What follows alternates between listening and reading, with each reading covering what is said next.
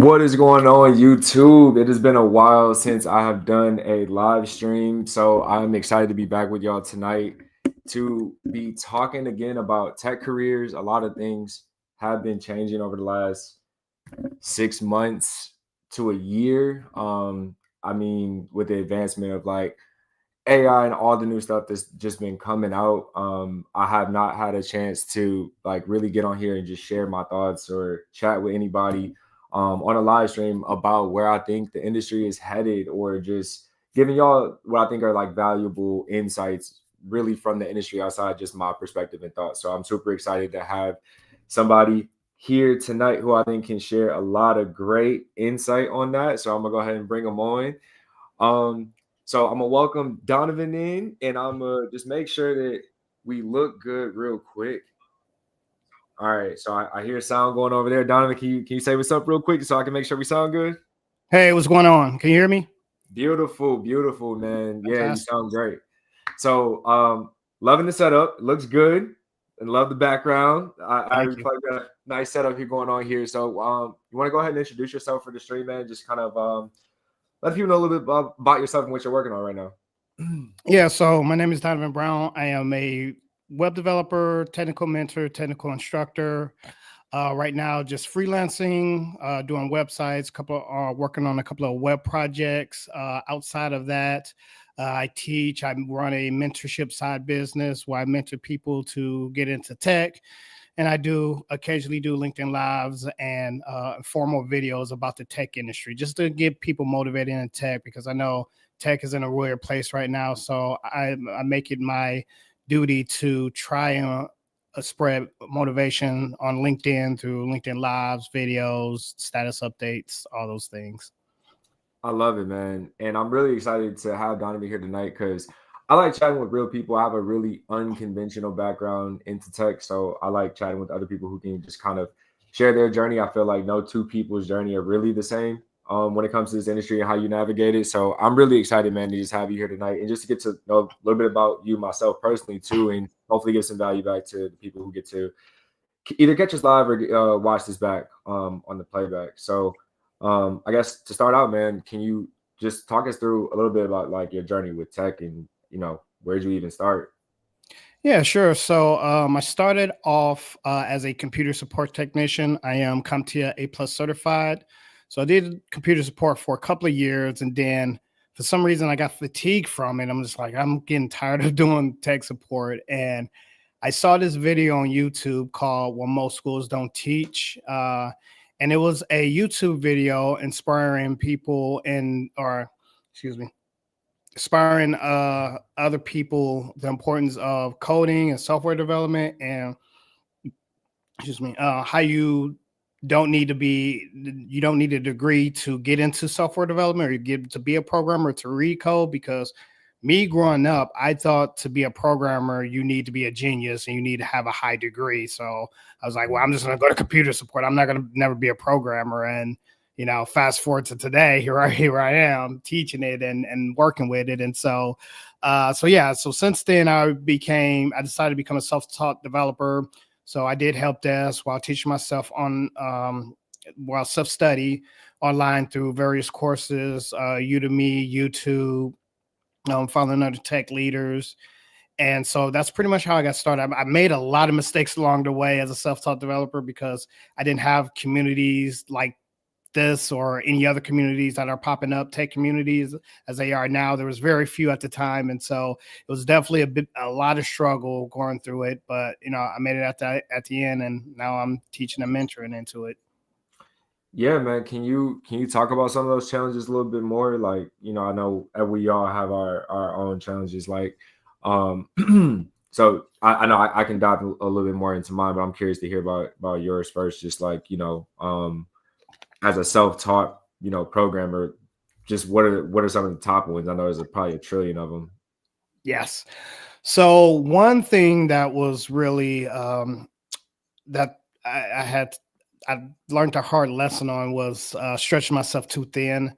So at the time, I thought to be a programmer, you have to know like all of these different languages and you have to be very versatile, which is true to an extent. But starting out, you want to start off with like the basics. And so I neglected that, and I was just stretching myself too thin, learning front end development, back end development, mobile development, desktop, and all of these different things I had no business learning. And so that was one of the struggles I had, and that struggle stuck with me for about 3 years, and I was not conscious of it at the time until I started going to interviews and I started going to these technical assessment interviews and looking like a deer in the headlights. Like, I don't know the code because I'm sweating, I'm getting butterflies in my stomach, and I just don't comprehend all of the stuff that I was just cramming into my head. And then I would sometimes not take breaks, like code 24/7 and get burnt out. I faced burnt out a couple of times, and all of that combination just almost made me give up web development after wasting years and time I'm not going to get back, which is fine, but it definitely taught me some lessons. And so the mentorship program that I run is to help people avoid the time wasted that I experience and get them on a quicker path to getting into tech and to become a developer. Mm-hmm. Yeah, man, that makes a lot of sense. There's like I said, a ton of different challenges. Like I went to boot camp, and I remember I went to boot camp in 2018. And I remember like my first experience with regex. It was in like week 2 of boot camp, and that was pretty much when I was about to call it quits. Just because like to your point, I felt like maybe I wasn't cut out for programming or coding. And I think so much of it is about like knowing yourself, right? Like knowing how you learn and knowing how you overcome obstacles and what motivates you, and those sort of things are so important, because like in those times, that's kind of all you got to lean on is your own motivation to kind of get through some of those challenges. So yeah, always curious how other people navigate that, because it's definitely challenging. Like you said, especially if you don't have a community too, like people to go through it with. I was lucky in boot camp to have people to actually learn with and struggle with and hear their like things they struggle with as well. But not everybody has that, and that makes it tough. Yeah, absolutely. Cool. So speaking of boot camps, do you have a thought about like boot camps and like, versus traditional CS degrees or self-teaching, like in terms of what would you recommend people if they were really trying to get started day one in 2025, like transitioning into a tech career? Yeah, that's a good question. For me, I did like the self-study. I hear boot camps can be a little bit of hit or miss depending on your circumstance, because there's some boot camps that will give you 8 weeks, 10 weeks, and they're just cramming all the stuff into your noggin, or there's very, very fast pace, right? And so it's not enough to digest and think about this stuff, especially if you don't have any programming experience. So it can be very stressful, because you're like, man, I'm not getting this. And like, you compare yourself to other colleagues and your other peers who are picking this up, and that can happen. And with a CS degree, the problem with that is about time you graduate, 10 times out of 10, most of the stuff that they teach you will be outdated. So that's my problem with CS degrees. And boot camps can be, like I said, a little bit hit or miss. With sometimes the career, the career team at the boot camps try to help get you to employment status, and sometimes that doesn't work. I've heard mixed things about that. And so what I like about the self-study route is you have your own pace, but the thing about it is it's a double-edged sword, because you're accountable of yourself. So you don't have that community unless you go out and find a community that you self-teach with and that you can meet up. And so that's a good way alternative of having to be around a community. And it doesn't have to be a community of developers. It can just be people who are working on different things that motivate you. Maybe someone's, working on finance, or like one of those shared co-worker spaces, like being in there and being motivated, seeing how people move and operate will motivate you to stick to your goals, stick to your plan. This is something I wish I had when I was doing self-teaching myself coding and web development, but I didn't. So, but yeah, that's pretty much my piece. But if I had to start over and today, I would say self-taught route, and then find either a mentor or a community that's going to keep you accountable. Yeah, I got some stuff for us to chat more about that a little bit later in the conversation because I'm excited to dive into more about what that even looks like, self-study in 2025, and just how to even navigate that. Because like I feel like things have changed so much. Like I remember, Mm-hmm. so I went to boot camp in 2018, and I remember a lot of my instructors at the time were people, not even my instructors. I would say like at my first job, some of the trainers and like mentors I was fortunate to be around, they had been doing this since like the 90s, right, or even before then, and they were forced to learn with like sequel books and stuff like that. So Right. when we talk about where we are today, I mean, even when you talk about like that self-study approach, I remember in the early days, man, like sitting in Starbucks by myself, probably 2016, 17, and really was working on free code camp, just in Starbucks. And like you kind of know, like at the time, you don't know what you don't know, at least for me. So it's like I was doing some front end stuff, and kind of just, working my way through. But like every time it came to JavaScript or something like that, man, that's where I started hitting the wall, and it was really Mm-hmm. hard to teach myself that. And I think that's where boot camp was helpful. Like once I got a chance to go, but there was a couple years there where, like you said, I was just typically by myself in a coffee shop, headphones on free code camp, just building little stuff, man, like little basic stuff using like Bootstrap and just trying to figure out how to piece things together. And then I started working with people who had like nonprofits or just folks who like, didn't really, they were early stage as well. And like I knew they needed some help and I needed the experience. So I tried to work with them and I would try to use their, you know, needs and stuff to try to like get like motivate me to do like little stuff and like learn things. But it was tough, man. Like it's tough to get the full picture of like knowing what you need to know, where to focus your time. Like you said, holding yourself accountable. That stuff was really hard. So Mm-hmm. I'm always curious how people sort of navigate that because it can be tough. We're talking potentially years of work here, right? Like by yourself, isolated. You still got a Yep. social life you got to attend to. Yep.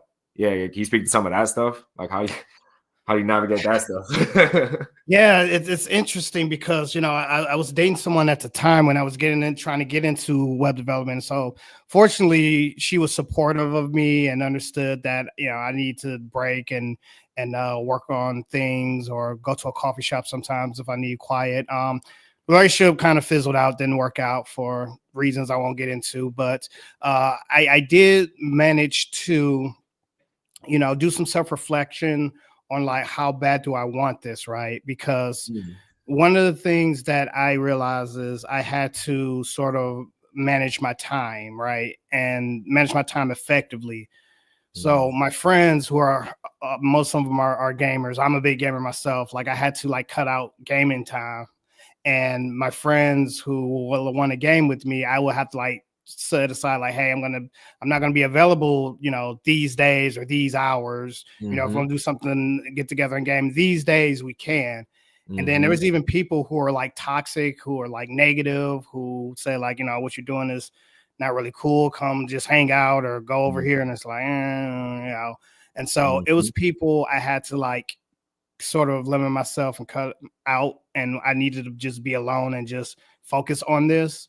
Now, I mm, didn't kick those toxic and negative people out of my life completely, but I spend less time with them. So that's mhm. where the why kind of comes in. Like, how bad do you want this, and what are you Love that. willing to do to see that at the end, right?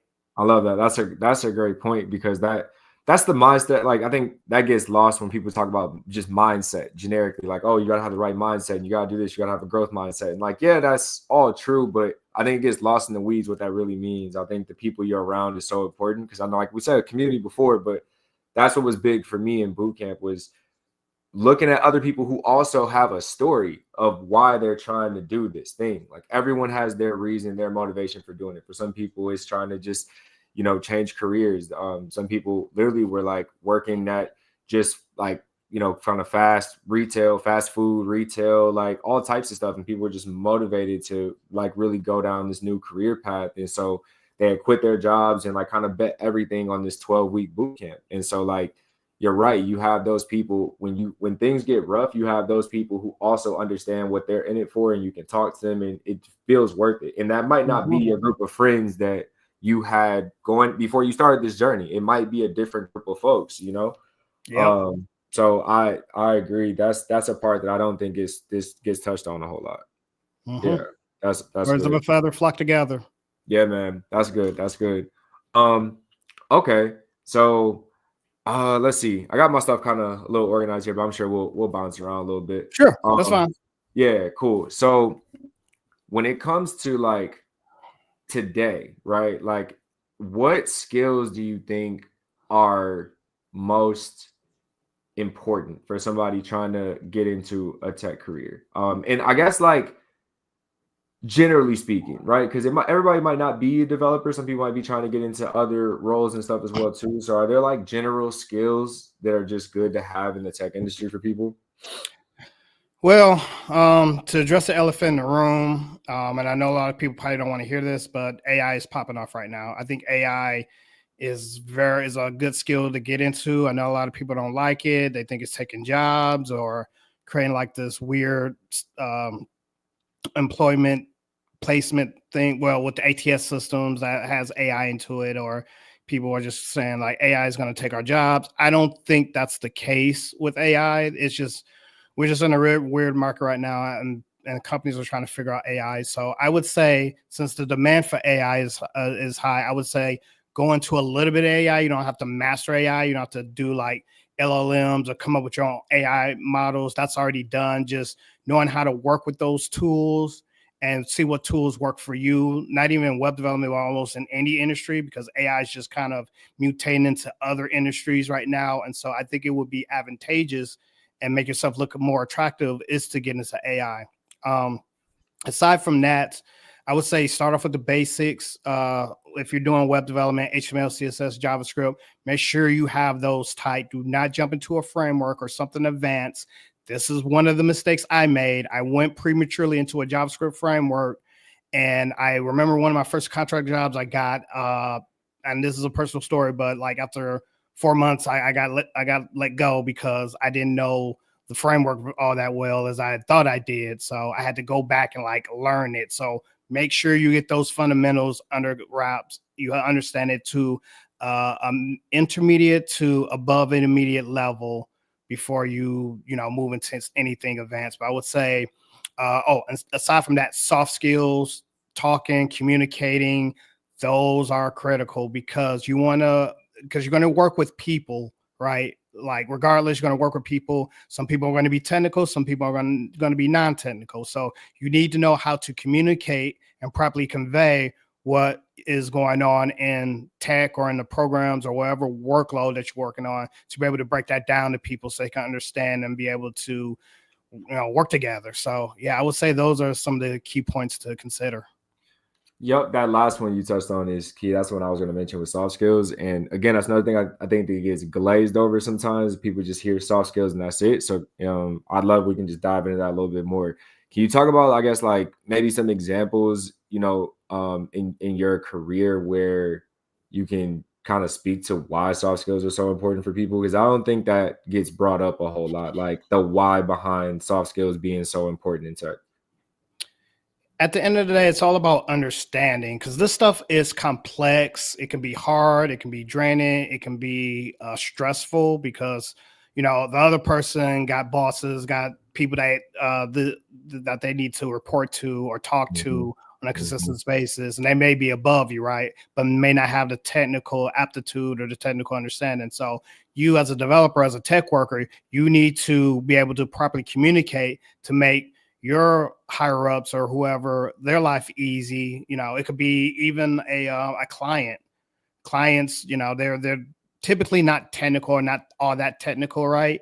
And so the client that you need to report to or the project manager needs to have that understanding because if they can't report what they can to their higher ups, then they're in trouble, and then people are gonna get upset and frustrated at you. So it's good to have those skills to keep the gears turning, to make sure and just do what I would suggest too after you answer a question, after you can communicate with somebody, do a follow up saying, like, do you understand? Or is there anything else I can explain to make you see this point clearly? Or Hmm. just provide some conveyance. Yeah, no, that's great, man. You nailed it. Like I think so many people get caught up in, and sometimes like it's fair. Like if you love something that you're working on, if you love the code, or if you love like talking architecture stuff, or that's just where you enjoy spending your time. Like, it's great to be passionate about those things, but you have to be able to communicate that to the business and other people. Like, you really do. Even if you have a love and a passion for it like that, it's great. But like that, you have to be able to tell that story back to other people across teams. So yeah, that's super important. And here's another thing that I'm curious about. Like, a lot of developers get focused on developer work, but I find that, like, as you grow, just in tech in general, like, the lines become a little bit more blurry about like responsibility and what really falls in your wheelhouse. You'll notice that like people wear a lot of hats the kind of higher up you go, and so it's like, for some developers, how do you what's your thoughts about them having a little bit more like business thinking as well, like not getting so caught up in just the tech work and like the backlog or the ticket that's in front of them, right? But thinking more strategically, I guess, about business stuff. Because I feel like that's, for a lot of developers, I feel like that's a big opportunity, right, in their career to go from just the code level and PRs, pull requests, and those sort of things, but to also thinking about the impact of that work on the business. And I feel like that's like another level of even value the developers can add.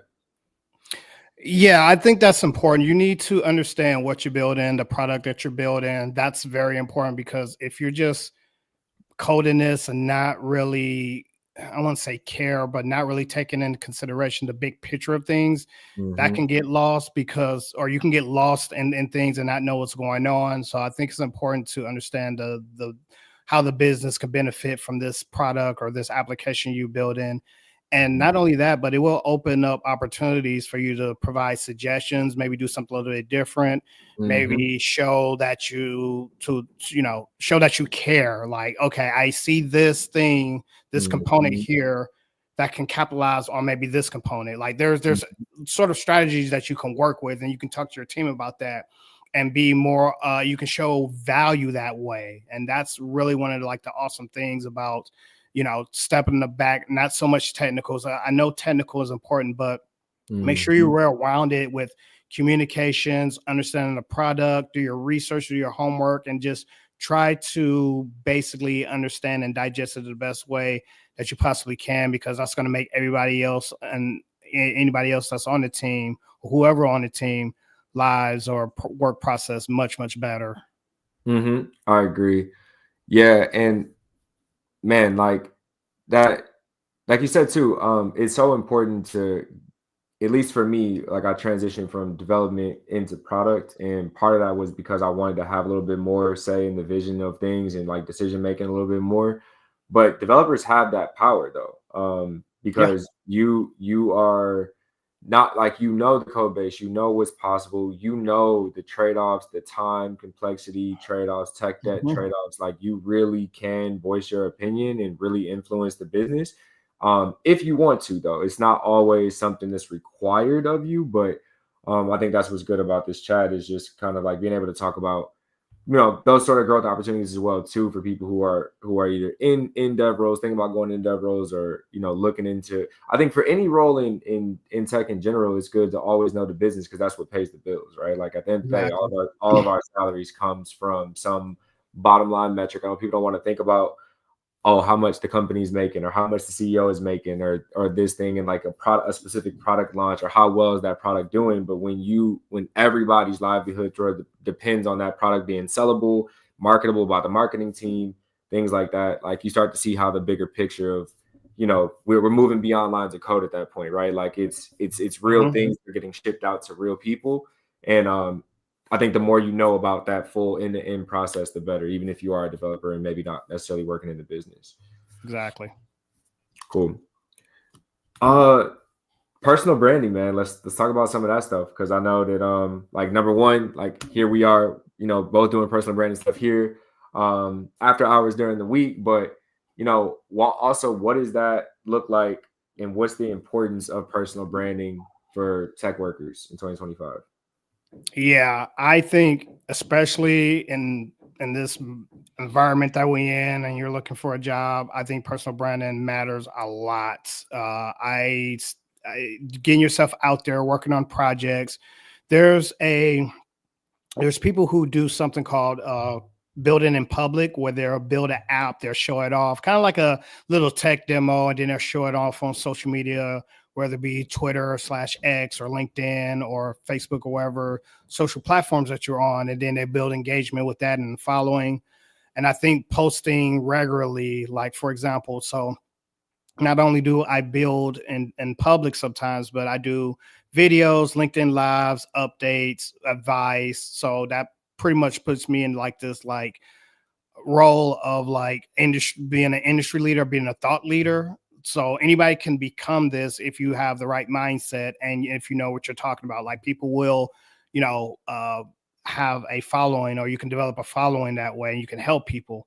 And I think also commenting on other people's posts, even if, let's say for instance, if you don't know that answer, that's okay. Like a post that you know the answer to, or you had some experience on, you know, posting on that and building that engagement, that what helps. And if you're not, if let's just say you're camera shy, you can just do status updates. But if you can get yourself around the camera and just give a little bit of a spiel about yourself, who you are, and if you're brave to do a LinkedIn live, then do it. Or you know, but don't force yourself to do something that you're not comfortable with. It took me a while for me to get on and on a camera and get comfortable with it. Like when I first did my first live stream, I was really nervous, but you know, as the more time you do these type of things, it gets better. Being in front of a camera, recording yourself, and you know, just putting yourself out there. But yeah, personal branding is like just top notch right now, and making those connections and letting people know what you do. And in some ways, it pays off. It can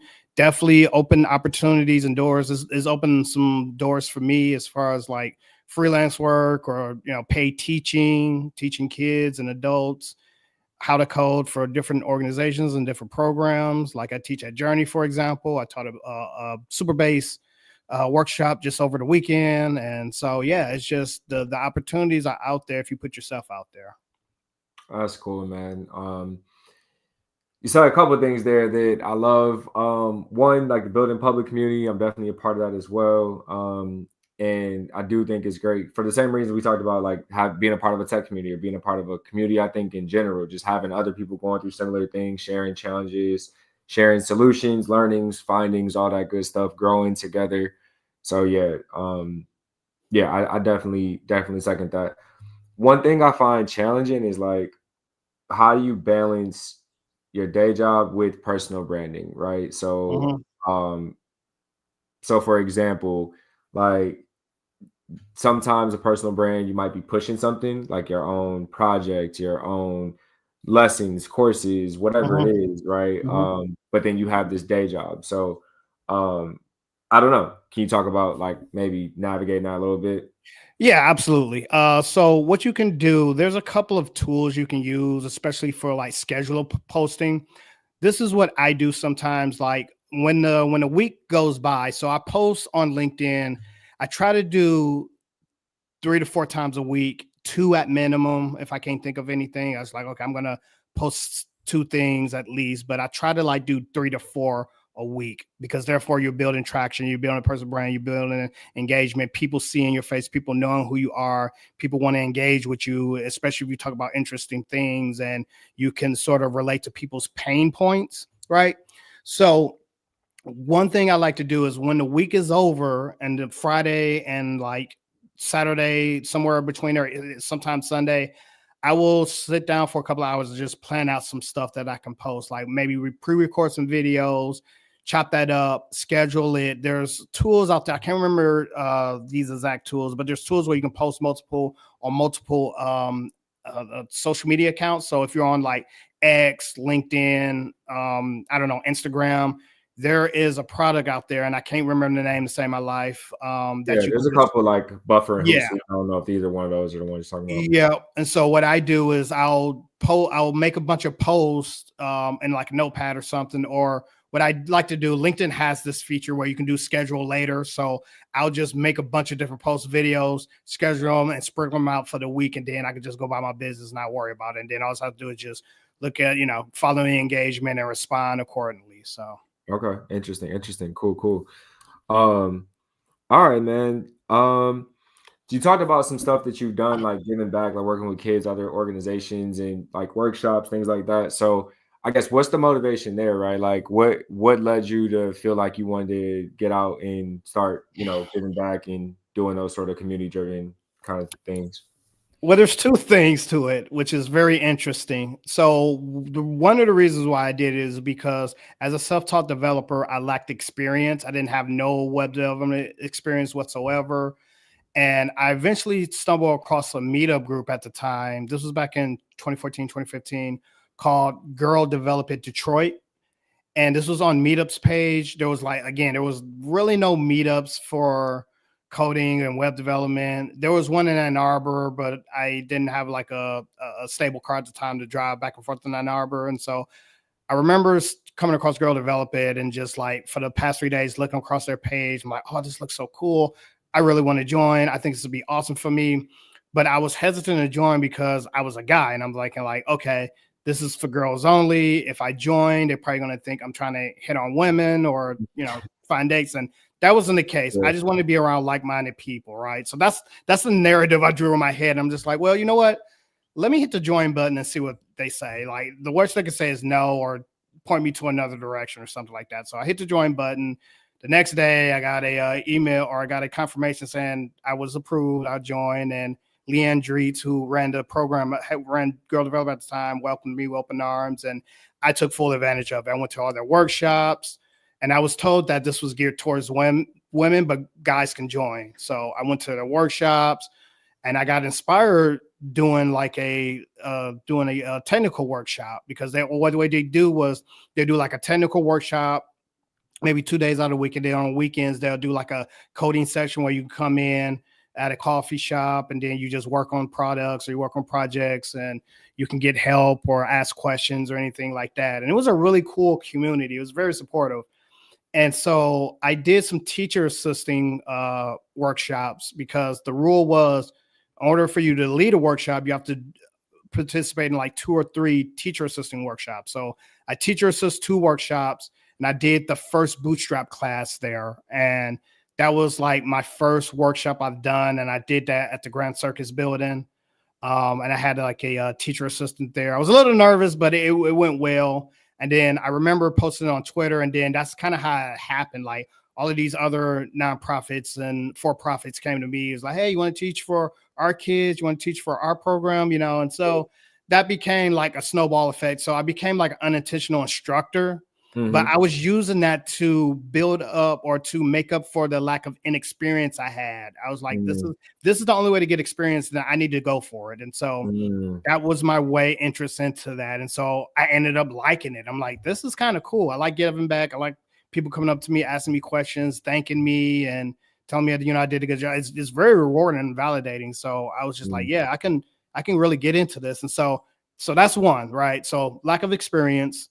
And then the second part is the fact that me being a self-taught developer, learning this stuff on your own, it's difficult. It's hard, especially if you don't have any guidance, if you don't have nobody checking on you, you don't have nobody to like bounce ideas off of. It can be hard and you can waste a lot of time. So I see teaching and guiding as a way to mitigate that. Like, I don't want people to go through the same experience I went through, getting burnt out, getting discouraged, almost quitting, because there is opportunities here. You just have to be strategic and talk to the right people and get the proper guidance to get to that in line or get to that goal. And so if I can help people avoid the time which I experienced, then that makes my day so much better, even if it's just one person. But if it's 5 and 10, like I have done in the past, then that just makes it all more worthwhile. Absolutely. Speaking of this like career path, man, like we talked a little bit in person off stream, but like I'm curious your thoughts about like junior developers or just junior roles in general in tech, because I think we were chatting a little bit about how that's pretty much non-existent today. It looks very different how you get that first experience today. So I don't know, can you just share like maybe your thoughts about that? Like what is a person's first job even look like today? Like what's a realistic expectation and how do you even go about getting that? Yeah, it's like you said, it is a tough market now. You got AI in the mix. You got AI that can do a lot of this work now. You got AI that can build these complex applications, but the thing about it is you can't let that don't let that discourage you, because these AI tools, they're fairly new and they have their limitations like any other tool. So I don't think that should be like your fear factor of like, oh, here's this AI tool that can do it 10 times faster. Yes, it can do it 10 times faster, but it makes mistakes. It has its limitations. And I know because I work with some of those AI tools. And so I can vouch to say like AI isn't perfect. So let me set the record straight. AI is not perfect whatsoever.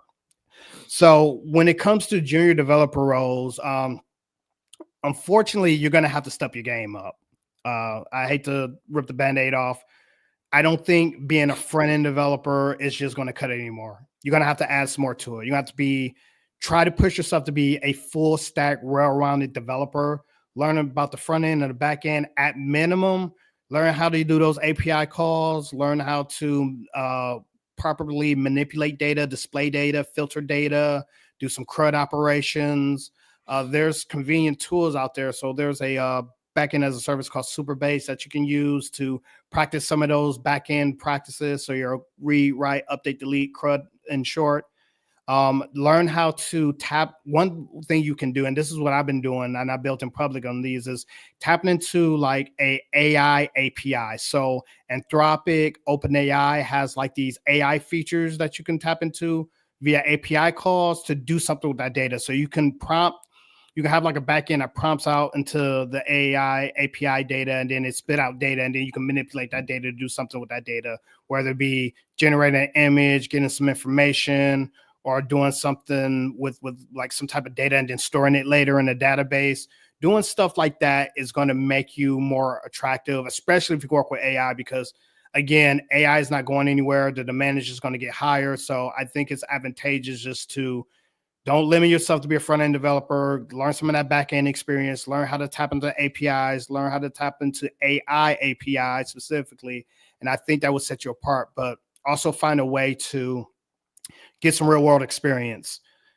Do like some little bit of freelance work or volunteer. The thing that you want is that valuable experience, that seal of approval, saying like you work on this application, you work on this app, because that's showing work experience. Now that things are a little bit different, where the market demands a little bit more, you're going to have to step your game up a little bit more in this aspect, unfortunately. So those are some of the steps that I would take if I had to start over. Yeah. Yeah, no, I mean, I think the whole point about being full stack developer is a big one. That, these, like I said, I think the lines are becoming more blurred in tech in general, just between any two roles. Like, of course, there are things that just clearly fall in certain wheelhouses. Like if you're a UX person, like there are certain things that just are owned by that role. There are certain things that are specific to a dev role, but those lines become blurrier and blurrier every day. And the more you can get better at navigating that and doing, like, wearing those multiple hats, whether that's like back end development, full stack, QA stuff. We talked about thinking and talking more business related. So thinking more like project products, like, or business analyst, in a way. Doesn't matter necessarily what your role is. It doesn't hurt. It can only really help you to get better at some of those things, kind of regardless of your role. So I think that's yeah, I think that's good feedback there. So I know we're coming up on like the kind of back half of the conversation here. So I kind of wanted to dive more into, we touched on it a little bit, but like the AI stuff. So man, where do we even start? Like if I was starting over today, right? I guess I'll think a little bit out loud here, and then we'll just see where we land, because Okay.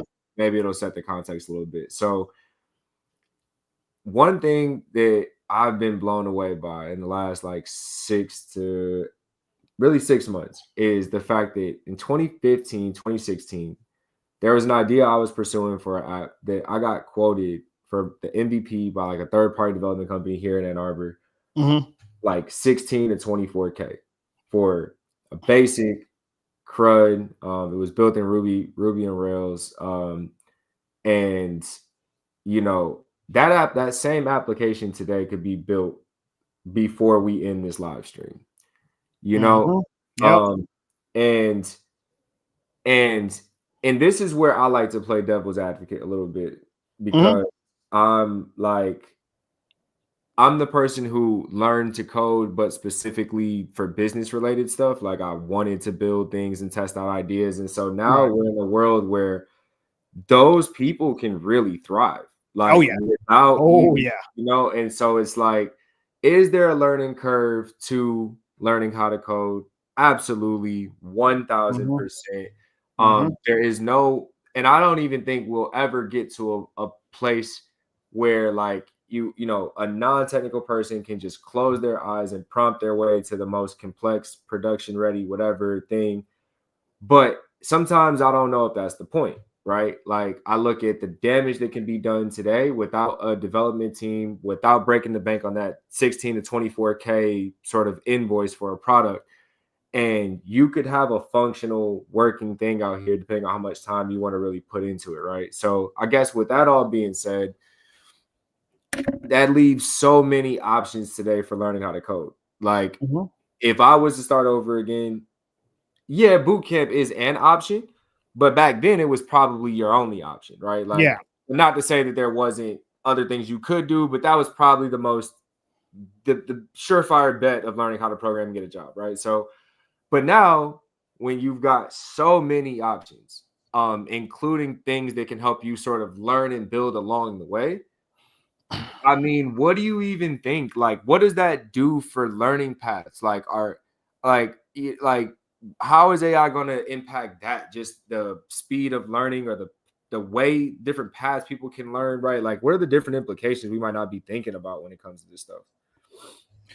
Yeah, that's a good question. And I will have to revert to if you look at technology throughout the decades, like how things are progressing. Like if you look at, for example, in the 80s, you have like those bulky brown computers with like the floppy disks that are like Mhm, kind of they look almost rubbery or whatever. mhm, And then like in the 90s, we had the internet age. Then in the 2010s, we got the iPhone and the smartphones. And then now in this modern era, we got AI leading the charge on things. So it's just it's just the evolution of everything. Like every so decade, we hit some type of like new milestone and some type of new technology. And so a lot of mhm, people are like scared and worried, and I get it. But if you look at it from like a more of a bird's eye view, it's just tech is just evolving. That's all it's doing. And so with how things are now, it's hard to really say because AI is fairly new. It's still in this infancy phase, I would say.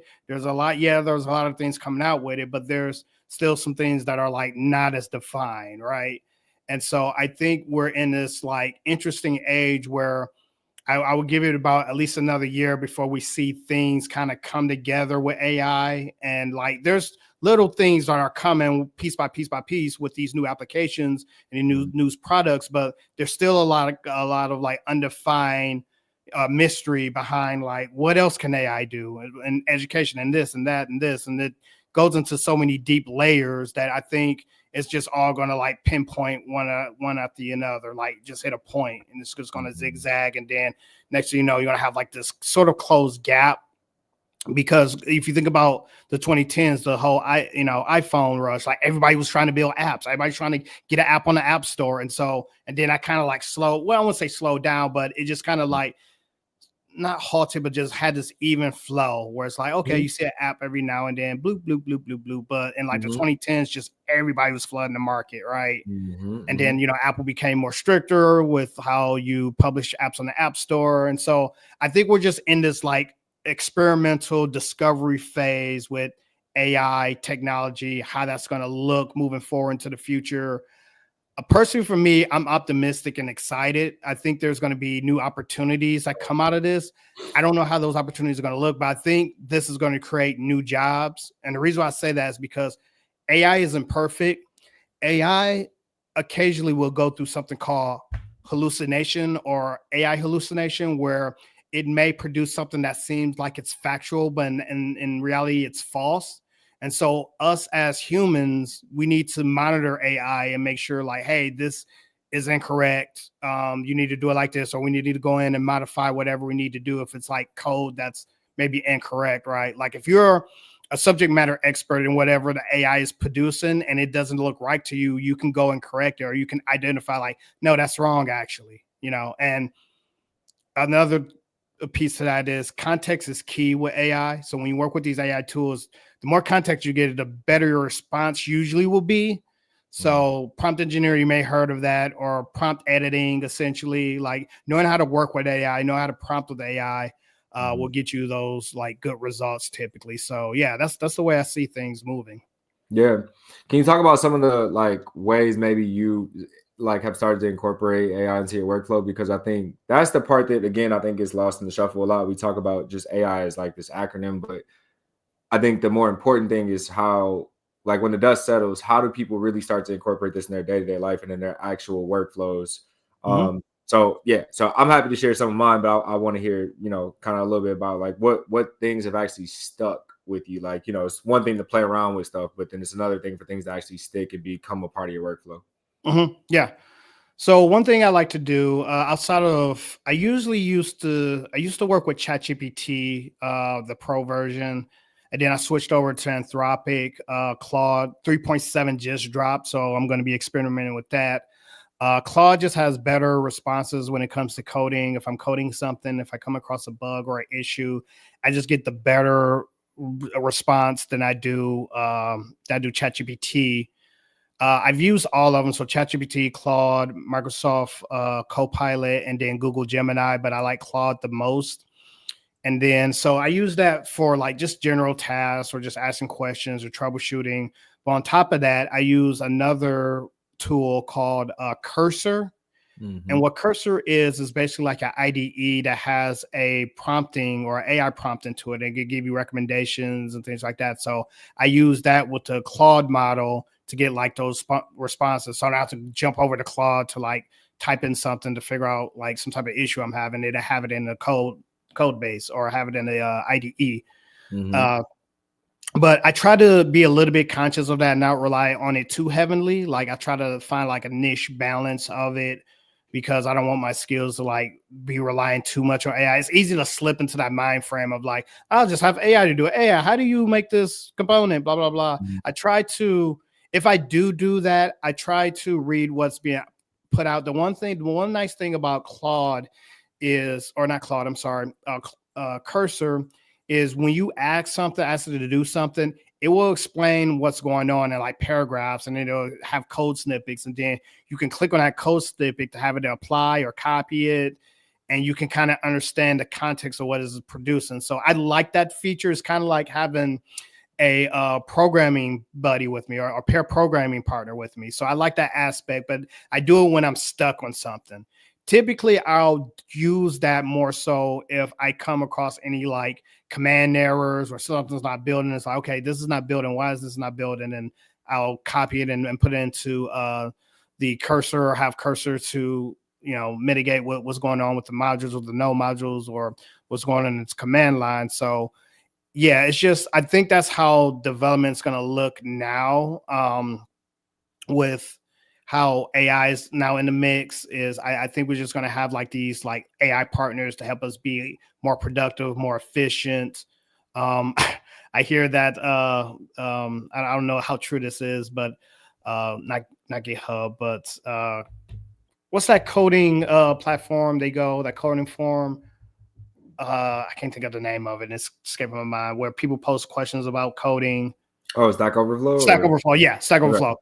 Here's the uses of Stack Overflow didn't drop because everybody's like moving to AI Mm-hmm. questions and stuff like that, which can be good or bad depending on how you look at it. Because I know some people on Stack Overflow can be like jerks and be really pretentious and stuff. So it's nice to break away from that toxicity essentially. But yeah, I think this is for most professions. Like there's going to be some type of AI tool that you're going to be interacting with. Again, this is just my prediction, just the way things are going, seem to be going. You're going to be interacting with some type of AI partner or some type of AI tool just moving forward. Yeah, that's been my experience too. Both like in development, but then also in product. Now, just like saving myself, I would say like 80% of the time. Like I can Mhm. really channel, like really channel. my time into like deep work on things that matter. I don't have to spend my time kind of in the weeds on certain things. So for me, that looks like sometimes on the design side, like I'm not great at coming up with mock-ups or like the most beautiful design. So I love having tools that can help me achieve that like much faster. That I can get feedback on things quicker from whether it's mock-ups, prototypes, or whatever. Um, when it comes to development, like yeah, man. I also use Cursor, and I mean, I use a combination of things just depending on what the task at hand is. Like, Mhm. um, but like but Cursor, I would say, has become like really the main one that sticks. Like you said, I was already using VS Code, so I love that. Felt like a Right. natural progression. Hmm. Um, but I would say like the thing about it for me is it really frees me up to be like the full development team, even though I'm not like necessarily a seasoned like senior engineer, Right. but I can be effective just as a one man show, and I think that's the power for anybody out there who might have a business idea or just be Hmm. that more entrepreneurial minded person who just wants to kind of have that ability to kind of act and do a little bit more on the technical side. If you're willing to get your hands dirty, it is a great like learning experience. I do love the UX, like you said, of using the chat feature to kind of like get some of the context around some of the things. But man, just being able to focus more on the business side of things and not spend so much time buried in code. Like there's still a lot of code you have to think about, but I find now that like most of my time is spent up front thinking about like architecture and like database stuff. So that's the thing that I think people don't maybe put a lot of energy into all the time. But I would say like if I had to make a prediction, like that's where I see things going. Like humans are going to be thinking more about architecture, but AI will be doing more of the implementation, the dirty work, Hmm. and Yep. things like that. So like I don't know, like I guess since we have like a few minutes here, like what are your thoughts about some of that stuff, right? For people who might be again like front end or web developers now, or just people who are looking to get into development in general, learning about database relationships because I think that is like the biggest key fundamental thing that powers a lot of stuff that without it you'll be like really bottlenecked by stuff. So like what do you think about some of that? Yeah, no, I think that's important. Like I said before, I think it's advantageous for if you're especially a front end developer or you want to get into this, learn a little bit about the back end databases, database tables, your CRUD functions, learn about authentication, how to set up that possibly. And if you need some practice on that, I would say, there's back end services like Superbase and Firebase to practice those CRUD operations and those authentication systems, and they give you kind of like a real world experience because you don't have to build a back end necessarily. But I would say if you can and if you're up to it, try to build a back end just to see how it is. Even if you mess up, it's okay because you're just doing this on your own for learning purposes. But if you can get like some type of AWS or cloud or something like that, like database type thing, or just something AppWrite, I think that's great. I think it's very important and it's almost a must, especially if you want to stay competitive and if you're thinking about, you know, as a thinking about this industry or this career path as a job. It's almost expected at this point. Mm-hmm. Absolutely. Yeah. Agreed. Especially if you want to build things too, you have ideas of your own. Like Hmm. that's just where I think like you know, using Chat GPT to be like a or any other LLM for that matter to be your sort of product person has been super helpful. Like if you lack kind of the product experience or background in building something, but thinking about your business requirements and sort of working with AI to help you come up with what that looks like in a more defined way to help you come up with the database structure and all that stuff. I think that's the part that's like that I find way more important. Like if you can understand your database relationships and things like that, the coding part is kind of trivial. The like using cursor and things like that, as long as you understand sort of the core functionality of like how the application works. But the prettier stuff, and maybe that's me just kind of being like a back end person and not be like I'm just not into the front end at all. So like I want it to function and look good or as good as I can. But at the end of the day, like it just needs to work. And I'm not so married on like spending all my time trying to get the front end to work. Like sometimes it is great, like I said, having AI to be able to help you with the 85% where you can focus that 15 on like things that really, really matter. So yeah, that's awesome feedback, man. In the last couple minutes here, is there anything you want to just like, I don't know, shout out, give back, any gems, anything you want to promote to the people? Let you close it out here, man. If you want to reach out to me, I'm on LinkedIn, Brown C. Donovan, and then you go visit my website, browncdonovan.com. So I'm trying to get out to more social media places. I'll just get glued to LinkedIn, but that's one of my New Year's resolutions is just to get into like maybe back on like X or Instagram or something like that for some behind the scenes stuff, but still a work in progress right now. So that's where you can find me online if you just want to connect or if you're looking for guidance. I love helping people in this space. So don't be a stranger. Message me, connect with me. I love to help you. Cool, man. I'm also on X. I do my building public stuff over there and on Blue Sky. So I'll try to find you over there and give you a follow. Do you do Blue Sky at all too? Or have you played around with that? No, I've heard about it. I hear people telling me you need to get on it. I'm just on LinkedIn right now, but yeah, Yeah, definitely got to move no on to biggie. it. So Yeah, no biggie. It's just I will say, man, like I do enjoy something about like, so right now my favorite social platforms are like YouTube, I would say X. sure.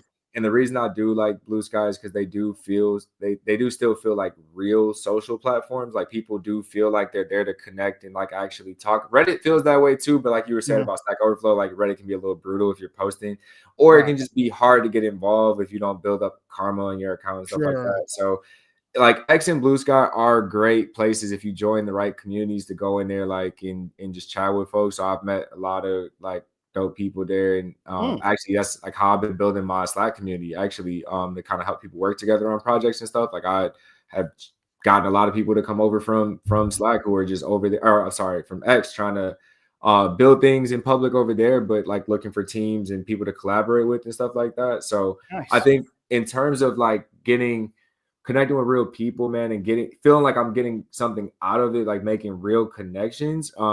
I love those platforms, and I have not much of an Instagrammer, a TikToker. I know short form is becoming like media, like video is the way we're Mhm. headed and trending, but the time investment, man, like it doesn't like it feels so much more curated. Like you got to sit down Sure. and really think about how to curate this content for Instagram and TikTok, where like you can Mhm. just kind of be yourself and be allowed to brand up a little bit on X and Blue Sky, which is kind of nice sometimes. So Yeah, I'll try for to sure. find you over there, man, and give you a follow. Okay. Appreciate it, Cool. man. Well, thanks for coming, Donovan, man. Thanks for sharing some gems with us tonight, and hopefully we can do this again sometime, man. Yeah, Appreciate it. absolutely. Happy to be here. Thanks again. All right, man. No problem. All right. See you.